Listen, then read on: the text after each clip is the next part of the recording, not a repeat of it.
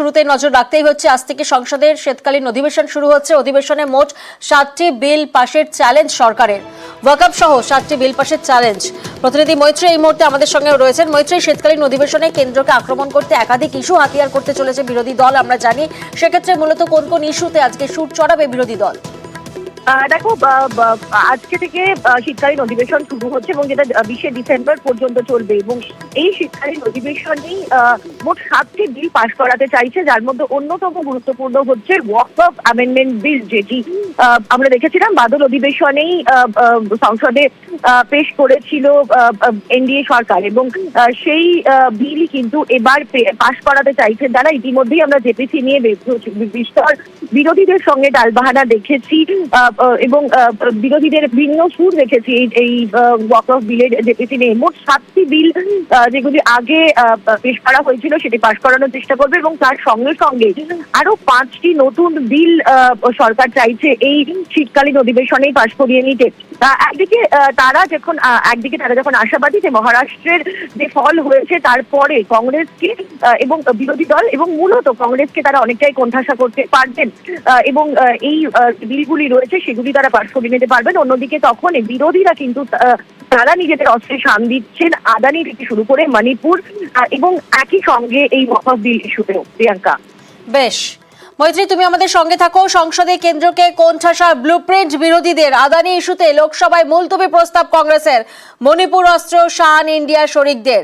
আমরা জানি যে তড়িঘড়ি ওয়াকফ বিল পাশে চরম আপত্তি, সেখানে একটা জটিলতার সৃষ্টি হয়, আর এরপর খসড়া রিপোর্ট না মেলায় যৌথ সংসদীয় কমিটির মেয়াদ বাড়ানোর আর্জি। জেপিসির বৈঠকে তুমুল বিতণ্ডার পর আজই স্পিকারের দ্বারস্থ হওয়ার ভাবনা রয়েছে।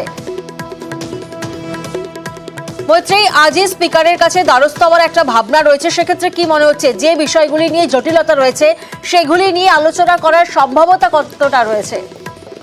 দেখো প্রিয়াঙ্কা, এখনো পর্যন্ত যে বিরোধীদের যে স্ট্র্যাটেজি লাইন রয়েছে তাতে কিছুক্ষণের মধ্যেই বিরোধীরা মাল্লিকার্জুন খার্গের বাড়ি অর্থাৎ ইন্ডিয়া ব্লকের জোট শরিকরা মাল্লিকার্জুন খার্গের অফিসে রাজ্যসভায় তার যে দপ্তর রয়েছেন সেখানে তারা বৈঠকে বসবেন, এবং তারপর সিপিপি অফিসে অর্থাৎ কংগ্রেস পার্লামেন্টারি পার্টির অফিসে কংগ্রেসের তরফ থেকে আলাদা করে 10:30টায় তারা বৈঠকে বসবেন। মূলত বেশ কিছু ইস্যু তারা তুলতে চাইছেন। আজকে যেরকম ইতিমধ্যেই মালিকাম ট্যাগর, যিনি কংগ্রেসের হুইপ, তিনি ইতিমধ্যেই অ্যাডজর্নমেন্ট মোশন এনেছেন এবং সেখানে আলোচনার দাবি জানানো হয়েছে মানিকাম ঠাকুর এবং একই সঙ্গে মানিক তিওয়ারির তরফ থেকে এই আদানি ইস্যুতে। এর পাশাপাশি দিল্লির দূষণ নিয়েও কিন্তু আলোচনার দাবি জানানো হয়েছে। একদিকে যখন এই বিষয়গুলো রয়েছে এবং অন্য সময় একই সঙ্গে কিন্তু আজকে স্পিকারের থেকেও বিরোধীরা টাইম চেয়ে নিয়েছেন। মূলত ওয়াকফ বিল নিয়ে যে জেপিসি গঠন হয়েছিল, যে জেপিসিতে বিরোধীদের বিশেষ করে বলতে দেওয়া হচ্ছিল না এবং বিরোধীরা জেপিসির সময় এক্সটেন্ড করার দাবি তারা জানিয়েছিলেন, সেই দাবি কিন্তু তারা আজকে স্পিকারের কাছে জানানোর কথা। প্রিয়াঙ্কা, বেশ। মৈত্রী, আমাদের সঙ্গে থাকো, আমরা নজর রাখবো সংসদের শীত অধিবেশনে আরজি করে আঁচ। তরুণী ডাক্তারকে ধর্ষণ খুনে তৃণমূলকে বিদ্যে তৈরি বঙ্গ বিজেপি, অর্থাৎ বঙ্গ বিজেপির তরফ থেকেও কিন্তু স্ট্র্যাটেজি মেনটেন করা হচ্ছে। মৈত্রী এই মুহূর্তে আমাদের সঙ্গে রয়েছেন। মৈত্রী, কিভাবে এই ইস্যুকে তুলে ধরা হবে? দেখো, বঙ্গ বিজেপির তরফ থেকে আপাতত যেটা স্ট্র্যাটেজি নেওয়া হয়েছে বলে আমরা জানতে পারছি যে বিভিন্ন ক্ষেত্রে এই আরজি করের ইস্যুকে এবং মূলত মহিলা চিকিৎসকদের সুরক্ষার ইস্যুকে তুলে ধরা হবে সংসদে, এবং ইতিমধ্যেই শ্রমিক ভট্টাচার্য বিজেপি রাজ্যসভার সাংসদ, তিনি এই বিষয় নিয়ে আলোচনা দাবি জানিয়ে তিনি একটি 0 আওয়ারে আলোচনা করার দাবি জানিয়ে নোটিশ দিয়েছেন। ফলে সেখানে বিজেপির তরফ থেকে অত্যন্ত স্ট্র্যাটেজিক্যালি এই শীতকালীন অধিবেশনে বারবার করে আরজি করের ইস্যু এবং মূলত চিকিৎসক এবং মহিলা চিকিৎসক এবং মহিলাদের নিরাপত্তার ইস্যুকে হাইলাইট করার স্ট্র্যাটেজি নেওয়া হচ্ছে বলে আমরা জানতে পারছি। প্রিয়াঙ্কা, বেশ। অন্যদিকে সংসদে অধিবেশন উত্তাপের মধ্যেই নজর থাকবে বাংলাতেও। আজ থেকেই বিধানসভায় শীত সেশন। কেন্দ্রের ওয়াকফ সংশোধনী ভোতা করতে সংখ্যালঘুদের জন্য বিলের ভাবনা রাজ্যের। প্রতিনিধি আবির এই মুহূর্তে আমাদের সঙ্গে রয়েছেন। তবে তার আগে আপনাদেরকে জানিয়ে রাখি যে মুখ্যমন্ত্রীকে খসড়া পাঠিয়ে এবার কিন্তু কার্য বিবরণী কমিটিতে পেশ করা হবে। কোন খাতে জল, সেদিকেই তো তাকিয়ে বিরোধীরা। আবির এই মুহূর্তে আমাদের সঙ্গে রয়েছেন। আবির, আমরা দেখছি যে সংসদে অধিবেশন উত্তাপের মধ্যে বাংলার দিকে নজর রয়েছে, কারণ একদিকে যেমন কেন্দ্রের ওয়াকফ সংশোধনী ভোতা করতে সংখ্যালঘুদের জন্য বিলের ভাবনা রয়েছে রাজ্যের, একদিকে যখন মেয়াদ বৃদ্ধি চেয়ে স্পিকারের দ্বারস্থ হচ্ছেন বিরোধীরা, তখন অন্যদিকে রাজ্যের তরফে ঠিক কি ভাবনা? দেখো, যে বিধানসভা অধিবেশন আজকে থেকে শুরু হতে চলেছে এবং এই অধিবেশনে ওয়াকফ বিল সংক্রান্ত বিষয় নিয়ে একটি প্রস্তাব নিয়ে আলোচনা হওয়ার সম্ভাবনা রয়েছে। আগামী বুধবার বিএ কমিটির বৈঠকে এই বিষয়ে চূড়ান্ত সিদ্ধান্ত গ্রহণ করা হবে।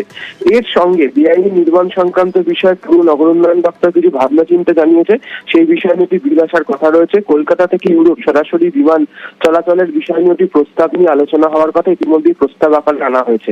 এছাড়া বিজেপি শিবিরের তরফ থেকে তাদের বিধায়ক শঙ্কর ঘোষ শিশু সুরক্ষা নিয়ে একটি প্রাইভেট মেম্বার বিল আনতে চলেছেন। দীর্ঘদিন বাদে বিধানসভাতে কোনো প্রাইভেট মেম্বার বিল আসতে চলেছে, তা নিয়েও আলোচনা হবে। এবং সর্বোপরি যেটা এবারে বিধানসভাতে দেখার, যে নতুন করে জিতে আসা যে 6 বিধায়ক, সেই বিধায়কদের শপথ গ্রহণকে ঘিরে ফের নতুন করে কোনো জটিলতা তৈরি হয় নাকি বিধানসভা অধিবেশনের মধ্যে তাদের শপথ গ্রহণ পর্ব সম্পন্ন করিয়ে দেওয়া হয়। প্রিয়াঙ্কা, বেশ। একদিকে আজই যখন সংসদ বিধানসভায় শীতকালীন অধিবেশন শুরু হচ্ছে, তখন অন্যদিকে আজই কালীঘাটে বৈঠকে মমতা বন্দ্যোপাধ্যায়। কালীঘাটে তৃণমূলের জাতীয় কর্মসমিতির বৈঠক, আর এই বৈঠকে সাংসদ বিধায়কের সঙ্গে তৃণমূল নেত্রী তিনি থাকবেন। আবির, একদিকে আমরা দেখেছি যখন 6-6 উপনির্বাচনের ফলাফল, তখন অন্যদিকে আবার শীতকালীন অধিবেশনে বিরোধীদের তরফ থেকে বিভিন্ন স্ট্র্যাটেজি নেওয়া হচ্ছে। এসবের মধ্যেই আজ সাংসদ বিধায়কদের সঙ্গে তৃণমূল নেত্রীর বৈঠক। এই বৈঠকের রাজনৈতিক তাৎপর্য কি? প্রথমত হচ্ছে 2026-এর প্রস্তুতি তৃণমূল কংগ্রেসের অন্দরে শুরু হয়ে গিয়েছে। দ্বিতীয়ত আরজিকর পরবর্তী সময়ের এই উপনির্বাচনে 6-0 করে ফিরতে পারায় তৃণমূল কংগ্রেসের কর্মীদের মধ্যেও একটা আত্মবিশ্বাস বেড়েছে। সাংগঠনিক দিক থেকে তৃণমূল কংগ্রেস 2026-এর আগে বেশ কিছু বদল আনতে পারে, সেই পরিকাঠামো সংক্রান্ত বিষয়ে আলোচনা। এছাড়া বিধানসভা এবং সংসদের যে অধিবেশন, সেখানে তৃণমূল কংগ্রেস কোন বিষয়ের উপর সর্বাধিক জোর দেবে, বিশেষ করে সংসদের ক্ষেত্রে ফ্লোর কোঅর্ডিনেশন করার ক্ষেত্রে কংগ্রেসের সঙ্গে বা বাকি ইন্ডিয়া জোটে সামিল থাকা দলগুলির সঙ্গে তারা কতটা সহযোগী ভূমিকা নেবে এবং কোন ইস্যুগুলোকে সামনে রেখে তারা তাদের নিজেদের বক্তব্য জাতীয় স্তরে জানাতে চায়, সেই বিষয় নিয়ে আলোচনা হবে।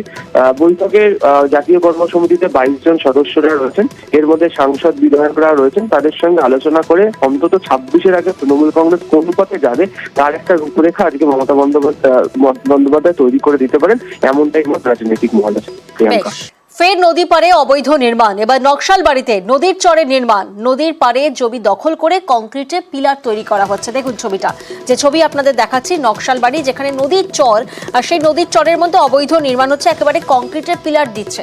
কিন্তু কিভাবে সম্ভব? প্রতিনিধি বিশ্বজিৎ মিশ্র এই মুহূর্তে আমাদের সঙ্গে রয়েছেন। বিশ্বজিৎ, প্রশাসনের নজর এড়িয়ে কিভাবে সম্ভব কংক্রিটের পিলার দেওয়া? দেখো, একেবারে এই গোটা ঘটনার পরে স্থানীয় বাসিন্দারা কিন্তু অভিযোগ জানিয়েছে নকশালবাড়ি গ্রাম পঞ্চায়েতকে। নতুন একেবারে গায়ের জোর দেখিয়ে নদীর পাড়ে এভাবে কংক্রিটের পিলার নির্মাণ হচ্ছে, এবং যা নিয়ে রীতিমতো কিন্তু ক্ষুব্ধ স্থানীয় বাসিন্দারা। তারা চাইছেন নদীর স্বাভাবিক গতিকে কিন্তু পরিবর্তন করার চেষ্টা করা হচ্ছে। আগামী দিনে যদি এভাবে কংক্রিটের ওয়াল এই নদীর পাড়ে গঠিত হয়, তাহলে কিন্তু নদীর গতিপথ পরিবর্তন হবে, এবং যেভাবে তুমি জানো যে বিধ্বংসী রূপ ধারণ করে নদী, সেভাবে কিন্তু আগামী দিনে ক্ষয়ক্ষতি বাড়তে পারে।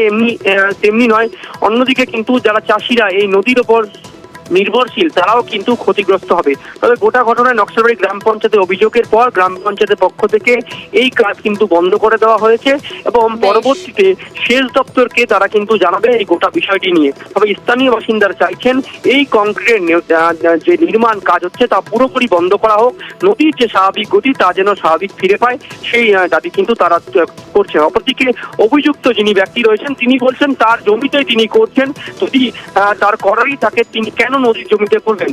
প্রশাসন সমস্ত বিষয়টি খতিয়ে দেখুক, তার এই দাবি। বেশ, অর্থাৎ চর দখলের অভিযোগ খারিজ করছেন নির্মাণকারী।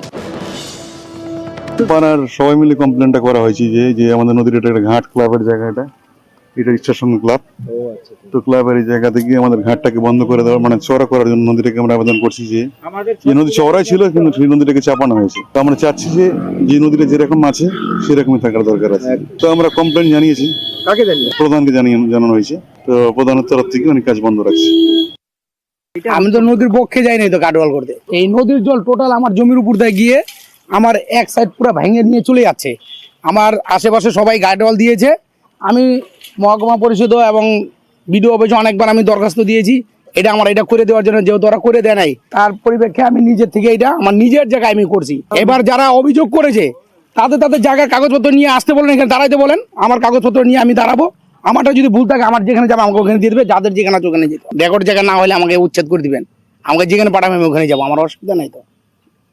গ্রামবাসীরা যে অভিযোগটা করেছে সেটা সঠিকই অনুমান করেছে ওনারা। গ্রামবাসীরা আমাদের গ্রাম পঞ্চায়েতে একটি অভিযোগপত্র জমা করেছে। সেই অভিযোগপত্রের ভিত্তিতে আমরা যে ভদ্রলোক কাজটা করছিলেন তাকে আমরা গিয়ে মানা করি এবং আমাদের গ্রাম পঞ্চায়েতের কথা মতো উনি সেই কাজটা বন্ধ করে রাখে। কিন্তু গ্রাম পঞ্চায়েত থেকে তো আমাদের সবসময় সেখানে পাহারা দেওয়া সম্ভব না। আমরা বিষয়টি যেহেতু নদীর আছে, নদীর ব্যাপার, সেক্ষেত্রে আমরা এটি ইরিগেশন ডিপার্টমেন্টে আগামীকালই আমরা সোমবার দিনটা আমরা চিঠিটা ফরওয়ার্ড করব। কোনোভাবেই নদীতে অবৈধ নির্মাণ গ্রাম পঞ্চায়েত থেকে আমরা বরদাস্ত করব না।